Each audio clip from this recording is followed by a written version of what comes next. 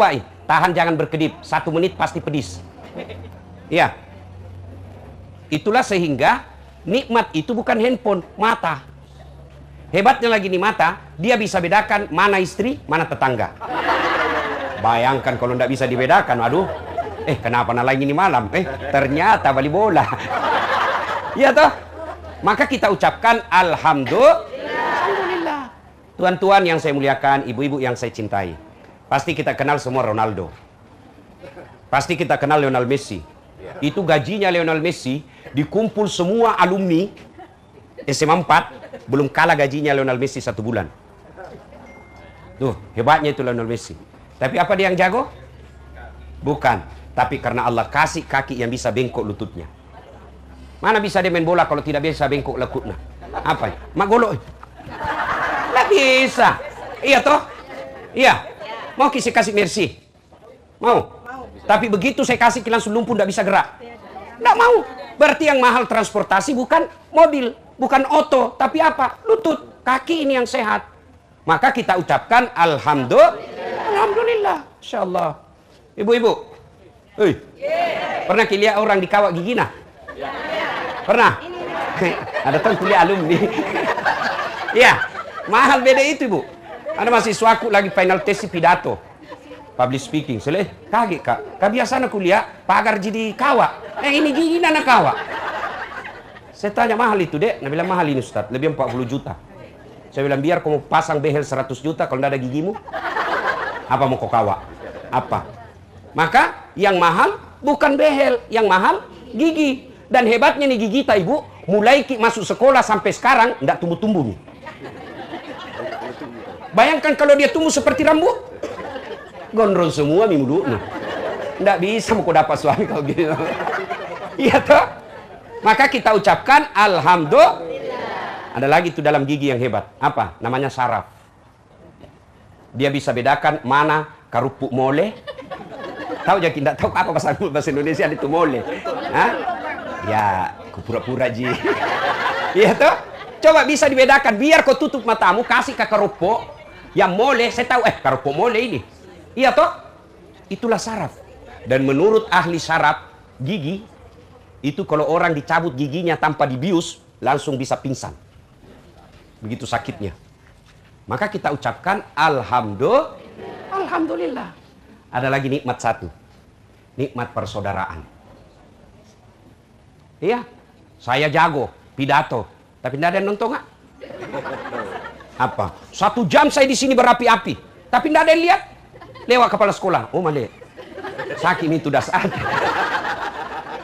Itu nikmat silaturahmi. Tuhan jelaskan dalam Quran.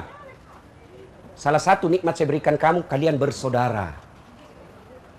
Nah sekarang baru urusan Ika, baku musuh maki. Bagaimana kau mau maju cilaka? Nanda ada proyek di Ika.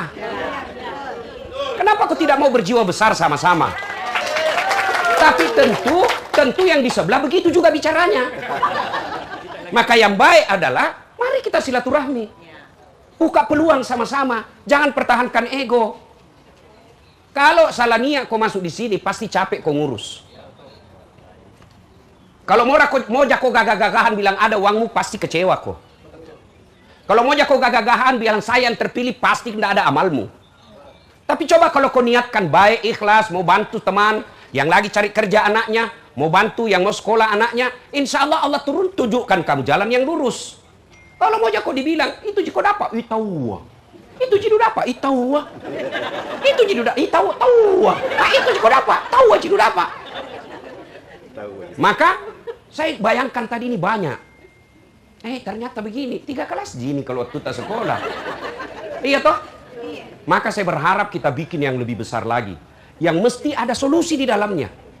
Saya mohon maaf pada panitia, berkali-kali ketemu saya, bukan bilang saya mau rewel, susah mentong ngatur jadwal. Saya baru tiba kemarin umroh, langsung ke Palu. Pulang dari Palu tadi, 2 memang acara selesai. Saya langsung ke sini, malam masih ada. Besok pagi-pagi, pergi 2 lagi acara aku, baru terbang lagi ke Jakarta. Capek, saya ini laki-laki jarum super. Jarang di rumah suka pergi. Tapi bukan Ji Samsu. Janji manis nyatanya palsu. Nah, sekarang ayo kita, itu kenapa kita penting bersilaturahmi seperti ini. Jangan datang silaturahmi bergagah-gagahan. Jangan datang berhalal bihalal mau pamer. Jangan datang halal bihalal mau CB apa? Apa? Cinta. Ya itu yang ku masuk. Kelarji cuma ndak selesai. Saya kan dulu saya lupa, kayaknya bukan di sini dulu musalla ya. Di sini dulu. Pak Kepala Sekolah, disinilah saya belajar ceramah. Guru saya namanya Pak Alimuddin almarhum. Dan Ibu Siti Masatin. Ini guru kita. Syukur waktu itu SMA 4 masuk dalam binaan Departemen Agama menjadi sekolah percontohan pembinaan agama. SMA 4 dulu. Ya, maka disitulah kesempatan saya selalu berlomba. Dan alhamdulillah setiap saya berlomba selalu ke juara 1. Waktu itu. Meskipun waktu itu saya juga sering dibully. Tapi waktu itu belum ada namanya bully. Tapi saya lah itu korbannya. Saya pernah ditutupkan pintu dari luar, nggak bisa keluar. Kan saya orang dari kampung ceritanya ini, biar bicara kayak Kentara Tongi, bicara aku. Ini kampungan ini orangnya. Ya toh? Ya dari kampung saya ceritanya kan, dari Pindrang. Masuklah saya di sini. Saya kecil, ya. Dan saya waktu itu sekolah rapi Pak Kepala Sekolah. Sampai kancing atasku pun saya kancing. Ya. Kemudian kalau saya pakai celana, itu ndak mau kalau roto itu bekas setrikanya. Nah, saya ndak mau itu. Kalau ndak mau kak kotor ini, saya kasih kertas di belakang. Rapi memang saya, necis. Ya, waktu itu. Wah, tapi saya kecil. Ya, sampai sekarang masih kecil juga. Wah, ditutupkan saya pintu. Pernah juga saya masuk sekolah, masuk belajar, sholat duha, dikasih masuk lipan sepatuku. Untung itu ada Fatimah teman saya, enggak tahu ada kepatek di sini nih hari. Bukan, Ima. Enggak tahu ada kayak dia bilangnya ada anu di sana. Ada di dalam situ anumu. Ada di dalam itu lipan. Tapi waktu itu saya tidak pernah membalas. Saya soulmate-ku waktu itu ada namanya Andi Muhammad. Sekarang kompol di Polda Sulawesi Barat. Ada namanya Ihsan. Sekarang mantan, kalau saya tidak salah, pernah ke Satpol PP di Makassar. Ya. Kemudian Alauddin. Sekurang anggota DPR di Kolaka. Kemudian ada lagi namanya Amar Ahmad. Itu sekarang doktor, dia di Kementerian Olahraga. Ini temanku selalu sama-sama kemana-mana. Sama kak. Ada lagi namanya Ahmad DJ. Nah, dia pegawai di kantor gubernuran. Nah, kami selalu sholat duha. Waktu itu. Bunyi bel, sholat duha. Ada pengajian waktu itu kepala sekolah, saya tidak tahu apakah dibolehkan menurut peraturan atau tidak. Zaman itu dulu kita, Sabtu atau Ahad, kita ada pengajian. Kokurikuler namanya. Pengganti mata pelajaran agama. Maka syaratnya harus ikut pengajian. Maka setiap Sabtu Ahad, Ahad sore, datang pengajian kita. Sholat asar berjamaah, absennya bikin resume pengajian. Saya tidak tahu apakah itu masih boleh dilakukan sekarang. Dari situlah muncul bibit-bibit seperti yang ada sekarang. Ya. Nah, dari situ kemudian kita belajar dakwah, menjadi MC. Ya, ada perlombaan MTQ, kita hadir, Sahril Quran saya masuk. Alhamdulillah, bakat-bakat seperti itu lahir di sekolah. Ini yang kita mesti tularkan ke adik-adik. Mereka yang tidak punya kemampuan, jangan putus asa.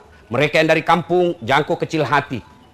Ya, mereka yang hidupnya pas-pasan, harus kau punya semangat. Karena hampir tidak bisa saya melihat orang yang dimanja dengan materi sukses hidupnya.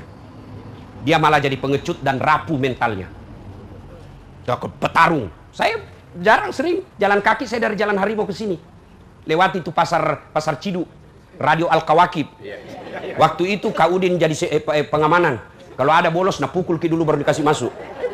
Nah, ini Kak Udin ada ya kan? Iya kan? Nah, waktu itu. Masya Allah, kepala sekolah yang saya dapat Pak Lapo Mula dengan Pak Sapenggong. Ya, tapi waktu itu kita merasa sekolah ini betul-betul dia tidak mewah tapi tidak bawa. Tapi di sekolah ini kita merasa waktu itu adik kelas saya prestasinya basket. Ya, seangkatan adik saya karena saya ada 2 bersaudara di SMA 4 ini. Kemanakan saya juga ada 2. Tinggal waktu itu, waktu pertama kali saya mendarat di Makassar, saya di Yosudarso sini, sampingnya Apotik Sofia. Itu kakak saya dulu di situ. Nah, saya lah diajak sekolah di sini karena dekat. Di sini Yosudarso sini. Nah, jalan-jalan di sekolah. Cuma saya cepat tinggalkan. Kenapa? Susah makan di situ. Kenapa? Saya makan orang kampung, anak-anaknya makan orang kota. Saya biasa lihat makanan dalam hatiku, biar saya sendiri habis ini. Nah ini berlima kita mau makan ini. Maklumlah kita orang kampung, biar sedikit lauknya, yang penting banyak nasinya. Ya kan? Saya bilang sama bapakku, cau kau koro cau kak. Bukan tidak cocok, bukan tidak baik, tapi saya merasa makan saya tidak terwakili. Saya pindah ke Jalan Harimau. 9 tahun saya di Harimau. Kalau tidak ada uang PT-PT, jalan kaki. Ada di ujungnya Jalan Harimau itu penjual coto. Ya, ada depannya toko buku siswa, ada penjual coto, ujungnya Jalan Harimau. Itu ada penjual coto di situ. Itu langgananku. Sekarang sudah generasi ketiga. Masih ada sampai sekarang. Di situ masih dia ingat. Pernah saya datang, dia menetes air matanya. Kenapa? Dia ingat waktu itu saya bilang, Daeng, kasih banyak lomboknya sama Irna. Biar mie banyak airnya. Kasih banyak lomboknya supaya sedikit dimakan. Pedis toh? Tapi yang begitu membuat kita jadi petarung. Ini yang mesti ditularkan ke adik-adik kita. Mumpung saya masih ingat, Pak Kepala Sekolah, kalau berkenan, carikan saya anak yatim piatu di sekolah ini. Syaratnya yatim piatu, kalau ada saya sekolahkan. Biar dia mau sampai S1, S2. Ya, berarti syaratnya bukan IP-nya, bukan kecerdasannya, tapi yatim piatu. Jangan cari gurunya. Karena gurunya pasti banyak yatim piatu kan. Yang sekolah. Termasuk teman-teman alumni. Kalau ada kemana kanta yatim piatu, ya, keluarga tak dari kampung yatim piatu, bawa ke saya sekolahkan. Mulai dari SDK, SMP, SMA, ataupun kuliah. Ya, itulah jangan kita Bu yatim piatu memang kita. Suami kita yang belanjai kalau kita Bu. ya. Nah, oke. Poin berikutnya itu bernostalgia. Di belakang dulu warung. Di belakangnya kan warung tuh di belakang sini. Di sini masih ada lab. Saya waktu itu kelas di sini kayaknya kelasku ini. Waktu saya kelas 2 atau itu sana. Oh itu yang di sana. Nah itu kalau belajar kimia pasti saya berdiri. Dan memang saya selalu ditunjuk. Setiap pelajaran terakhir ada PR. Begitu ada PR ditunjuk. Masuk pertama, Assalamualaikum warahmatullahi wabarakatuh Ibu Guru. Sudah langsung ada saat nomor 1. Berdiri masih deh. Sampai selesai. Ya. Ini kemudian kelas 3. Nah pada saat itu saya fisika 1 kelas 3. Daftarlah saya Fakultas Kedokteran. Tidak lulus Pak. Saya protes, kenapa saya tidak lulus? Nah saya cerdas waktu itu, anggap tahun saya cerdas. Ya kan? Saya bimbingan tes, saya sholat tahajud 40 malam berturut-turut, saya nasar puasa, ibu bapakku doakan Kak. Saya waktu itu bimbingan tes di Gama College, Macini Sawah. Begitu tes, tidak lulus. Saya protes, ya Allah kenapa kau tidak kasih lulus Kak? Nah kau tidak rugi jadi Tuhan kalau saya jadi dokter. Temanku lulus, ya kan? Saya jadi ustadz. Bukan dokter fisik, tapi dokter psikis. Nah itu Allah kasih. Jangan, ini pasti disampaikan ke adik-adik. Kau belajar, punya cita-cita, tapi kalau kau tidak capai apa yang kamu mau, berarti ada yang Allah siapkan yang terbaik buat kamu. Iya. Itu yang temanku jadi dokter, tugas di Kepulauan Aru. Mau pulang kok ada deh mahal tiket. Aku bilang rugi untuk pergi sekolah jauh-jauh di situ tidak bisa kulebaran sama orang tua Saya tidak pernah pusing. KIB soal tiket. Kemana-mana, bisnis kelas lagi. Siapa yang belikan? Panitia. Alhamdulillah. Jadi jangan pernah sangka buruk. Dulu ada ton cewekku suka di sini. Tuh, ada tuh. Oh, banyak tuh. Coba KIB Lambertus. Tahu Jaki Lambertus? Lambat berterus terang. Begitu dia ketemu dia kuliah, saya juga kuliah. Saya kasih tahu, sebenarnya saya suka kau dulu itu. Dia bilang, sebenarnya saya juga, kenapa enggak bilang? Saya bilang, ini namanya Lambertus. Tapi Allah kasih, selalu Allah kasih yang terbaik. Jangan sangka buruk, ya. Termasuk suami istri sekarang. Jangan bilang, kenapa nih Najel istriku? Nah saya mau yang cantik. Allah Maha tahu mana yang terbaik. Itu yang terbaik. Kenapa nak jelek istriku Ustaz? Karena Allah tahu. Karena kalau dia cantik, dia malu jalan sama bapak. Kenapa malu? Karena bapak juga jelek. Iya kan? Nah sudah. Nah sekarang poin kedua yang penting. Makna silaturahmi. Maka dia Nabi Muhammad SAW. Nigi melo ipalampeki umurutna. Ipasimpui dan lekna. Tertolai dari bara bahaya. Siapa yang mau dipanjangkan umurnya, dimurahkan rezekinya, dan tertolak dari mara bahaya, hendaklah dia bersilaturahmi. Ini misalnya rumus hidupku. Saya itu berusaha memperkecil kalau bisa tidak punya musuh. Biarkan orang musuhi saya, tapi jangan saya musuhi dia. Kalau orang bilang dia jahat, biar nih jahatnya dia, urusannya dengan Allah. Saya mau baik kalau dia baik sama saya. Dosanya dia kalau dia penjudi, dia yang tanggung. Yang penting saya baik sama dia. Minimal kalau saya baik sama dia, saya bisa kasih masuk nasihat. Siapa yang mau dimurahkan rezekinya? Terbukti nih, ini. Saya itu tidak banyak uangku, tapi banyak temanku. Temanku banyak warna. Apa? Hari sukalla. Masya Allah. Kalau orang banyak teman, banyak rezeki. Saya berdoa 24 jam minta dimudahkan rezekiku. Tidak mungkin itu turun itu dari langit-langit itu uang, tidak mungkin. Tiba-tiba ya Allah lapangkan rezekiku. Langsung ada uang dari dolar, tidak mungkin. Peleng karton kapang, tidak mungkin. Tapi dari mana itu rezeki? Dari tangan-tangan manusia. Berarti makin banyak temanmu, makin banyak tangan antar rezekimu. Contoh misalnya kalau pika pasar poter di sini atau di sana yang di pantai, kayak baru turun dari mobil itu ada teriak, "Assalamualaikum Ustaz." Nama artiku, amam bisa deh. Ya, pika pasar butung, "Assalamualaikum Ustaz." Berapa ji? Ajak Ustaz, bunga balu ajak Ustaz dalam hatiku. Memang itu kutunggu. Itu banyak teman, banyak rezeki. Termasuk mau pilkada banyak teman. Tapi tetap mau dilicin. Ini pilkada ini menyesatkan. Makanya saya sekarang mana-mana saya ceramah di depan para pejabat, saya minta dikembalikan kepada Undang Dasar 45. Ini yang rusak pilkada kita ini, ya. Pegawai kasihan bingung. Bahkan saya pernah bilang sama Menteri Dalam Negeri, tidak ada gunanya itu IPDN. Sekolah mereka kasihan bagaimana, sekolah jadi pemerintah yang baik, menjadi pamong yang baik, tapi begitu dia selesai hanya jadi ajudan pegang-pegang handphone. Padahal mereka itu mestinya jadi kepala dinas dan seterusnya. Tapi hilang semua. Lain kali dibahas itu. Yang kedua, tertolak dari bencana. Orang kalau banyak temannya. Misal, ada yang mau ganggu Ki. Tiba-tiba, saya kenal baik sama Kaudin. Dia bilang, temanku itu sama-sama alumni. Jangan kau ganggu. Kalau kau ganggu, saya kau hadapi. Kenapa? Karena saya berteman. Tapi coba kalau baku musuh. Ada yang mau ganggu Kak? Dia bilang, kau udah ambak mi. Iya toh. Siapa yang banyak temannya tertolak dari bencana. Yang ketiga, setelah murah rezekinya, tertolak dari bencana, panjang umurnya. Apakah panjang umur 100 tahun? Berdoa Ki jangan sampai 110 tahun umur tak. Berdoa Ki jangan sampai 110 tahun. Saya sempat melihat nenekku, saya 104 tahun. Itu laput kulitnya.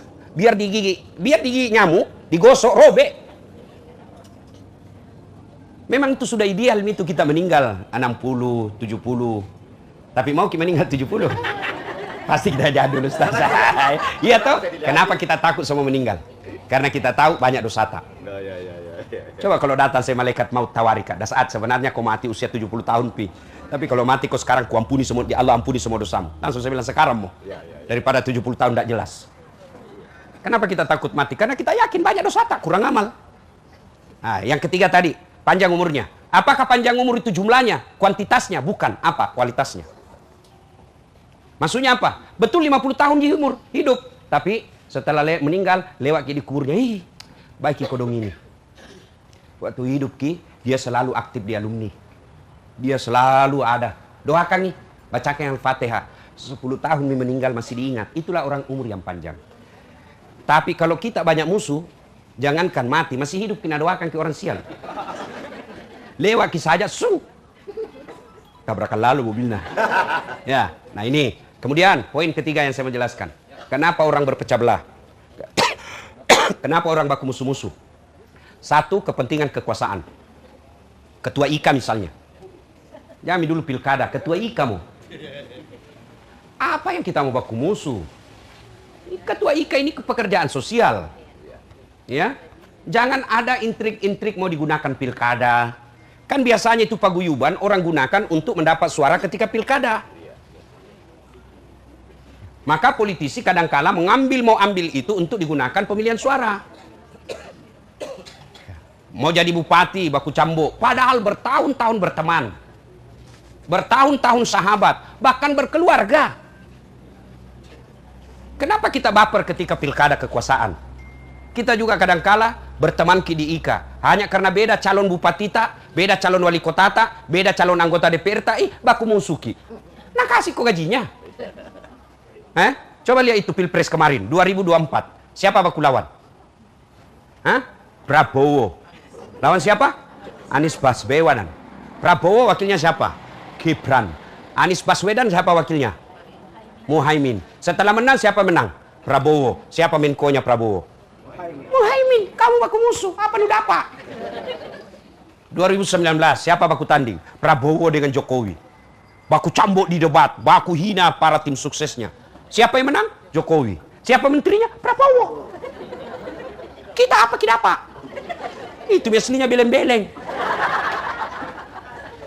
Oke, jangan sampai perebutan kekuasaan, bukan kekuasaan namanya, ketua berbekas karena kalah kita gengsi, dikompori sama orang-orang yang memanfaatkan kita. Berjiwa besarlah, merangkul. Tidak ada salahnya Pak Ketua sekarang menelpon yang pihak satu. Jiwa besar. Itulah namanya pemimpin, tidak ada gengsi. Saya akan coba mengkomunikasikan apa yang kita mau capai. Ya, kita sama-sama. Jangan ada gengsi-gengsian. Ketemu Ki hanya karena beda, sama-sama Ki alumni. Ketemu siapa? Daripada begitu sama-sama Ki. Kau mau apa saja, mau apa, yang penting tujuan kita sama. Ya. Ketua telepon yang itu sebelah, saya mohon maaf kalau memang ada kata dan kelakuan saya yang tidak enak. Ayo, untuk kebesaran SMA 4. Siapa lagi yang mau perbesar ini? Kita SMA, tidak mungkin SMA 1. Tidak mungkin nih, kita tonjol ini jalan cakalang. Iya. Nah, itu yang namanya pemimpin, ngajak orang.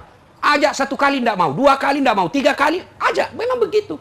Orang kalau minta maaf itu kan 3 kali syaratnya. Minta maaf yang pertama, masih tidak mau minta maaf yang kedua, masih tidak mau minta maaf yang ketiga. Setelah itu serah diri kepada Allah. Nah itu ya. Kemudian apalagi yang membuat orang biasa berpecah belah? Apa? Gibah, caleper, pacarita salah, mau semua urus urusan orang. Biar jilbab orang mau na urus. Dia yang orang pakai jilbab dia sibuk. Lihat itu ibu-ibu kalau begini tuh kumpul itu, tapi matana naliaki semua temannya.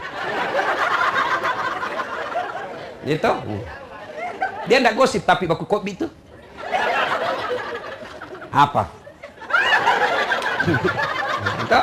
Orang yang digosip pasti tersinggung. Orang yang digosip, dicerita pasti marah. Dia ndak bisa lawan, dia ndak mau balas karena ndak mau ribut, tapi akhirnya apa? Jaga jarak. Putuslah silaturahmi. Yang kita cerita, mana ustaz na gosip tong? Itu baju waktu nah gue. Aku dengar dari belakang, itu baju di YouTube. Kenapa? Kesusai kok. Ya kan? Ya, dua. Yang ketiga, yang memutuskan silaturahmi. Apa itu? Keserakahan. Ya, itu serakah lebih bahaya dari seke. Kalau seke tidak mau dimakan. Kalau ini serakah tidak mau dimakan, nak ambil barang orang. Nah, itu serakah bahayanya. Ya. Yang keempat, karena mau dekat maghrib, dengki. Apa itu dengki? Seriati. Apa itu seriati? Tidak bisa tenang lihat orang. Senang lihat orang susah, susah lihat orang senang. Nah, itu nih dengki. Ini kalau orang dengki, Pak, saudara saja bisa dibunuh. Siapa yang dorong Nabi Yusuf masuk ke sumurnya? Saudaranya. Siapa yang perangi Nabi Muhammad? Abu Lahab. Pamannya. Kenapa dengki sama Muhammad? Nabi bilang, kenapa tuh si Muhammad?